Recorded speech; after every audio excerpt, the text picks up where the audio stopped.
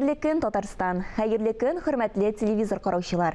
17 декабрь иртәсендә мин Айзилә Батырханова һәм тапшыруыбызның иҗат төркеме һәрбер тамашачыга күтәренке кәеф, уңышлы көн теләп калабыз.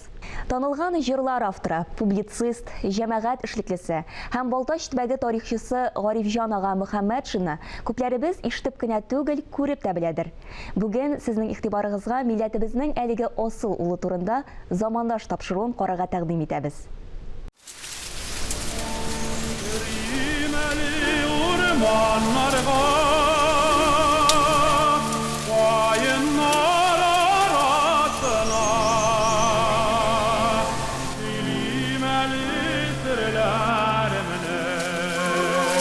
Әтисез туып, ачлы-туклы яшәргә дучар ителгән 41-нче ел балаларын халык бәхетсез дип кызганган. Аларга авыр язмыш юраган. Эзләмичә генә бәхет табылмый ул. Очкын булмаса, ялкын кабынмый ул. Бәхет эзләп юлга чыккан фидаиләр авыр юлда тик бер генә абынмый ул. Менә шул кичкене карлы яңгыр явып торган көнне. Әлинең сөйләве буенча, соңга таба инде бу безгә менә искә алып, карлы яңгыр яуган, исалкын булган бик. Мине кабул иткән Киндигәби бу вакытта әйткән. Менә мин туган мизгелдә, и бәхетсез бала, бу кытсыз заманда нигә тудың син бу рәхимсез каргышлы дөньяга дип. Ләкин менә алаймы булаймы, мин бик үк бәхетсез булмадым бугай. Менә бүген 80 яшыма җитеп киләм. Соңрак Гарифҗан абый үзе турында сөйләгәндә, минем тормыш юлымны көтелмәгән моментлар, вакыйгалар билгеләде дип әйтәчәк. Һәм аның бөтен гомер юлы шундый очраклы вакыйгалардан торачак.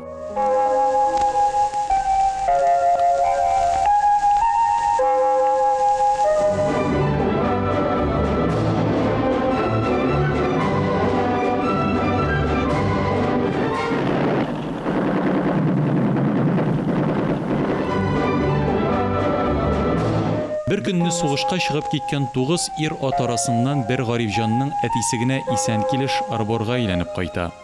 Садык абзый үзенең сугыштан каты имгәнеп булса да исән кайтасын белгән. Моны хатынына да сөйләп күрсәткән. Әти сугышка китәр алдыннан әнигә үзенең шул көннәрдә күргән төшен сөйләгән. Әнигә ул фронтка киткәндә инде сугышка киткән вакытта шулай дип әйтә. Мин китәм, мин фронтта сугышта зак булмаячакмын, гарипләнеп кайтачакмын, ләкин исән кайтачакмын. Безнең малаебыз туачак. Малайны сакла, дип кабат-кабат әйткән менә әнигә. Үлем тырнагыннан котылган Садык абзый кечкенә улына урмандагы агачларның яфрак яру тавышын тыңларга, табигатьне яратырга, аның җанын аңларга өйрәтә. Бу сыйфатлар соңрак Гарифҗан Мөхәммәтшин шәхесен формалаштыруда хәлиткеч роль уйнаячак. Әмма китапханәдәге китапларның барысында укып чыккан, урта мәктәпне бары тик 5-легә генә тәмамлаган нечкә күңелле авыл баласы язучы булырга дучар ителгән кебек булса да, башка юлдан китә.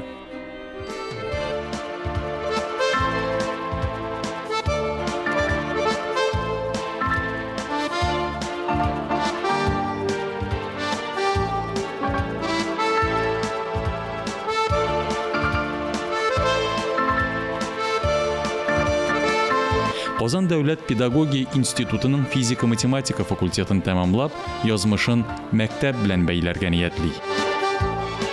Мин укытучы һөнәренә бик яраттым инде. Ул юкка гына алынмаган. Мине шул кадәр балалар ярата иде менә. Менә Мамадыш районында мин барам, 1 ел эшлим. Әгәр дә шушы 1 ел эчендә мин укытучы булып таныла алсам, эшлим. Дәвам итәм. Әгәр дә укытучы була алмасам белсәм, эшләмим. Шуның кадәрле матур итеп эшләдек инде. 4 ел эшләдем. Аннары абыйса урып киткәннән соң әти-әнисенә булышып тору өчен күршедәге Шипия мәктәбенә күчә. Гарифҗанның тырышлыгын, төплелеген күреп алган район җитәкчелеге аны Янгул мәктәбенә директор итеп куя. Мин килгән вакытта мәктәпнең утыны юк. Утын яга торган печләр бөтен җирдә. Нишләргә менә. 2 ел утын ташыдым инде. Әллә ничә ел укытучыларга утын бирелмәгән. Буларны биреп бетердем. Хәтта техничкаларга берәр машина утын өләштем. Кушканны гына түгел, барлык эшне дә җаны тәне белән бирелеп, яратып эшләргә гадәтләнгән Гарифҗан Мөхәммәтшинны Балтач район советы башкарма комитеты рәисенең урынбасары итәләр. Эш булай була. Менә безнең районда эшләде беренче секретарь булып Рафик Абдуллович Фәйзханов. Гурки өлкәсеннән ул искиткеч матур кеше инде менә. Киң карашлы, кешелекле, менә шаян кеше инде менә. Кешеләрне аңлый белә торган, хуплый белә торган менә, күтәрә белә торган, ярата торган кешеләрне. Марат Тотыбешнең бер сүзе бар. Җитәкче булу өчен кешенең кешеләрне яратуы кирәк. Кешеләрне яратмаган кеше җитәкче була алмый. Менә кешеләрне ярата торган кеше. Иде. Менә шуның инициативасы белән килеп чыкты инде. Мине яңгылга директор итеп күчерделәр. 2 ел эшләгәннән соң яз көне ничектер колхоз председателен килеп керделәр менә. Первый секретарь ана бөтенесен карап күреп китеп, нинди фикер килгән инде башына, кирәк шундый хуҗалык итә дә белә дигән фикер килгәндер күрәсең инде. Шуны менә монда килгәннәр, алдылар да киттеләр үзләре белән. Алып керделәр, первый секретарь әйтәм, юк. Менә бер 5 ел эшлим, мәктәп салдырам.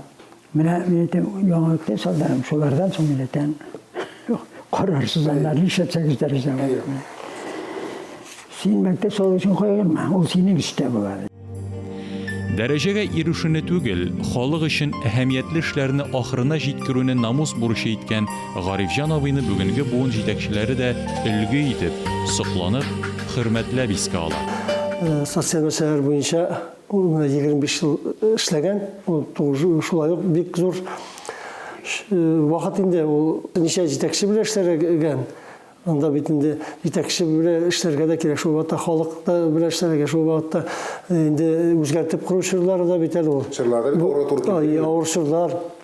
Шул вакытта инде районда төзелеш чырлары да социаль объектлар төзү өчендәге җаваплы кеше буларак, күперләр төзелгән чырлар, безнең ул чырларда 15ләп күперләр төзелгән, безнең Шушма елгасы ашагына ул чырларда. Күперләр төзетә башлауда да бер очраклылык ярдәм итә. Дөресрәге халыкчан җырлары белән танылган шагыйрь булуы. Ул чактагы Татарстан өлкә комитеты секретаре Рәис Биләев бер җыелыш алдыннан Гарифҗан абый янына килә дә ихластан кочаклап булай ди.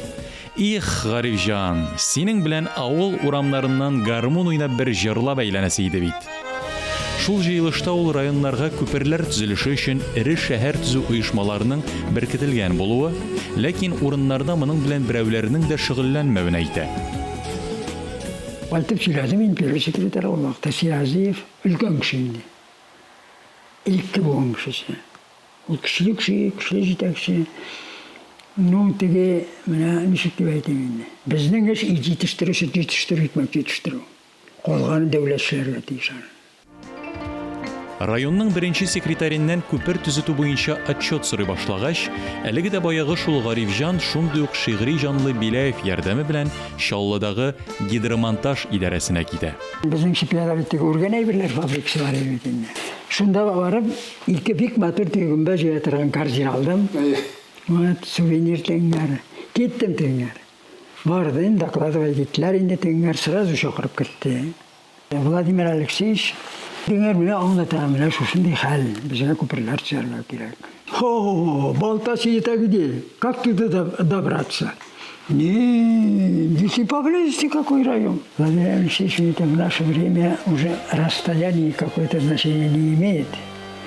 Но у нас там такой район, весь изрезанный реками, мелкими, там, средними и так далее, оврагами. Нужны. Ну а как вы это представляете? Как мы отсюда будем ездить? Как это все будет? Мы все сделаем. Для вас, для работы создадим все условия. Да, ты меня задачил. Ты развиваешь труба баста. Ладно, я подумаю. Оставь телефон, позвоню. Шуннан мен чыгып кеттим де, теге приемныйда қолдырып кірген имкәржіндерін, оларын алып кірдім. Нәтім, тапшырдым, вот память. Тегілерін тут чудо, что это? Это же чудо. Ну, наверное, мы приедем. Давай руку. Қолым берді де. Шығып қайтып кетті. Ертегісін шалтырата. Подготовь начальство. Вот в пятницу мы у вас будем. Тагын бер очраклы факт районга газ кертелә башлауга да сәбәпче була. Яңа гына эшкә тотынган Гарифҗанның кулына Казаннан кайткан бер документ килеп керә. Оннан аңлашылганча, инде 2 ел элек үк районнарга газ керә башларга тиеш була. Шул кәгазьне тотып, ул берничә мәртәбә башкарма җитәкчесенә керергә тырышып карый, барып чыкмый. Шунда ул беренче секретарьга керергә мәҗбүр була. Моның өчен аңа үз җитәкчесеннән каты гына эләгә билгеле. Әмма районда газлаштыру эше Татарстанда беренчеләрдән булып башланып китә һәм тәмамлана да. 83 елның көзенә, октябрь бәйрәменә, безнең район кырыенда табигый газ факелы калынды. 77 елның көзеннән 83 елга кадәр газап, аның өчен Волгоградларга, Горькийларга, Мәскәүләргә, Казаннан әйтеп торасың. Менә мин авыл районынан иң беренче булып заниматься иткән кеше булыштым. Башка районнарда шөгыльләнмәгән яларда. Иң төп әйберләрнең берсе материал табу, чөнки дефицит тикшер. Ул вакытта хәзер акча булса, дефицит була, әйе. Хәзер ул вакытта материал табу, турбалар кайтарды ул төрле өлкәләрдән. Һәм уларны лаеклы рәвештә сынап тагын үтәтүдә аның хезмәте зур булган. Рәсми органнарда зак еллар эшләп тә күңеле мүкләнмәгән, тиресе калынаймаган шигъри җанлы затларының берсе ул Гарифҗан абый. Эшлекле, таләпчән. Иң беренче ул үзенә таләпчән. Таләпне үзенә куя, һәм халыкка куя белә. Һәм тел остасы булгач, бурычларны матур тел белән, аңлаешлы тел белән үтемле итеп халыкка җиткерә белә. Бөтен җитәкчеләрдә андый булмый. Кайбер кешеләр әйтә, ни өчен ул шушындый дәрәҗәгә ирешеп тә иҗат белән шөгыльләнә дип. Бу мәсьәләгә мин үзем дә җавап эзләдем. Җавап эзләдем һәм таптым да шикелле. Җитәкчелек эше бер дә җайлы түгел. Халыкны тыңлату, шушы куелган бурычларны үтәү юнәлешендә бик күп каршылыкларны җиңәргә туры килә. Ул каршылыклар ул җанны тетрәтә. Аны кешегә белдереп булмый. Ә җандагы кичерешләр аңа шигырь юллары булып, кагазгә төшкәч, аңа ниндидер эшләргә, яшәргә стимул бирә дип исәплим мин. Менә шуңа күрә ул бер кайчанда каләмен ташламады, аның иҗаты елдан-ел стара барды, камилләшә барды. Ул Татарстаныбызның популяр җырлар авторы һәм зур шагыйрь булып танылды. Гарифҗан абый үз гомерендә бер Керим әле урманнарга дигән гениаль җырының сүзләрен генә язып та тарихта лаеклы урынын алган булыр иде. Шуннан бер вакытны кичкә табарак шалтырый телефон алам, Рөстәм Яхин ди. Син энем килә аласыңмы? Монда миңа. Шуннан бик ни гаҗәпләнү белән инде просто Рөстәм Яхин бит инде. Мин сиңа бер җыр яздым. Менә бергәләп тыңларбыз. Син дә фикереңне әйтерсең. Шуннан иртәгесен опять-таки чыгып киттем тегенең янына барып күрдем. Ул шалтыратты нигә? Хайдар Бигишевка. Шушы йортта торалар икән. Бик тиз арада Хайдар Бигишев килеп керде. Рөстәм Яхин pianinoda oynab jiberdi.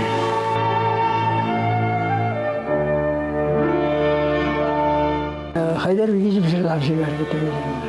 Kerimeli urmanlarga, urmanlar arasına, sağışlarım adaştırayım, koyunlar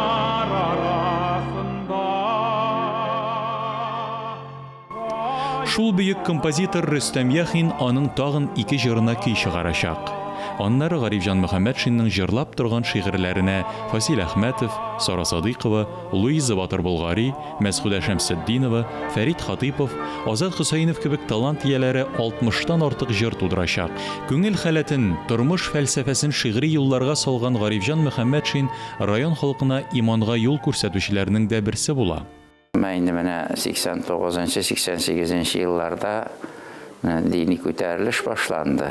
Мәчетләр төзергә рөхсәтләр бирелеп, үзгәртеп корулар чыккач, Гарифҗан абый шул вакытта менә безнең районыбызда шушы дини күтәрелешкә безгә бик яхшы терәк булды инде. Мәчет төзибез дибезме, ниндидер мәсьәләләр килеп чыгамы, бер генә мисал китерәм. Кышны зату бәйрәме бар иде. Ул менә безнең Батавайда шапан тектереп, миңа шалма ясатып, шалма киертеп, менә монда Ленин һәйкәле каршындагы сәхнәгә чыгарып, Коръән укытып вагаз сөйләтте. Күкмара районында бүген бер хәзрәт булып эшли инде. Миңа әйтә, бер җыелышта әйтә инде ул.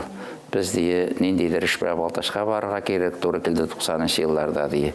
Бер вакыт тәннәр эсселе, суыклы булып китте ди, Коръән укыйлар ди. Булыр хәл түгел дип йөгерәбез тавыш килгән якка ди. Без башка дөньяга эләктек микән әллә дип әйтеп торабыз ди. Тикшерүләр, туктатулар, ул бер вакыт миңа әйтә Җәлил ди. Безне бүген бик сүгәләр инде ди. Бер вакыт бу эшнең кирәклеген аңлап, бәлки рәхмәт әйтерләр әле. Мин гомер буе китап ишидем. Пенсиягә чыккач рәхәтләнеп укырмын дип уйладым дигән бер әңгәмәсендә Гарифҗан абый.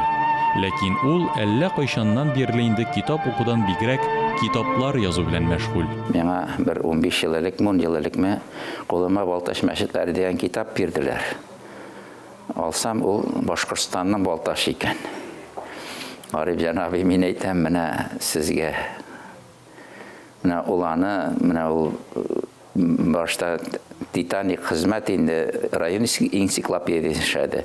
Бүген әле менә Балташ мәчетләре үткәне һәм бүгенгесе диеп, авылга кашан нигез салынган, кашан мәчете төзелгән, имамы каян укыган, шундый тирән эчтәлекләре мин курыкмыйча әйтә алам, бер райондан ди китап юк әле.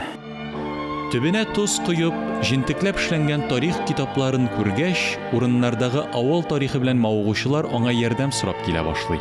Беренче битләреннән Гарифҗан Садыйковичның менә аның хезмәтенең зурлыгын шуны гына күрсәтәм. Менә Кара иле, безнең монда Кара иледән алынган, менә бу ягында.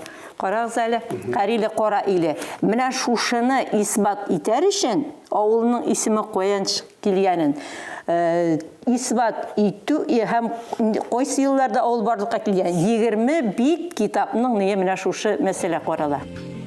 Гомере буе дәүләт системасында эшләп тә үзенчә фикер йөртергә, шул үзенчәлекне иҗатында, публицистикасында турыдан ярып әйтергә күнеккән Гарифҗан Мөхәммәтшин бүген дә милләт язмышы, милләт гаме, дәүләтчелек турында кайгырта. Бүген аны Балташ төбәгендә белмәгән, танымаган кеше сирәктер. Киләләр, абитка безгә керәләр. Менә шакырып киләләр инде. Әллә хәтерлиләр диме? Хәтерлиләр. Тегесе килә, монысы килә, шакырамлар. Кил инде, менә теге вакытта да шулай булды, вакытта шулай. Яхшылык онытмыйлар инде халык. Онытмыйлар, Аллаһка шөкер. Кешелек. Аның шигырьләрен укыйлар, очрашуларга чакыралар, олылыйлар. Моннан да зуррак бәхетнең булуы мөмкинме? Гарифҗан абый кебек таяна торган алтын баганалары булган милләтне тиз генә аудару да мөмкин эш булмас әле, иншалла. Язмышыбыз маңгайга язылып куелса да, һәр туган яңа көнне матур итеп, якты эз калдырып үткәрү үзебездән тора. Бүгенгә мин Айзилә Батырханова һәм тапшырубызның иҗат төркеме сезнең белән саубуллашабыз.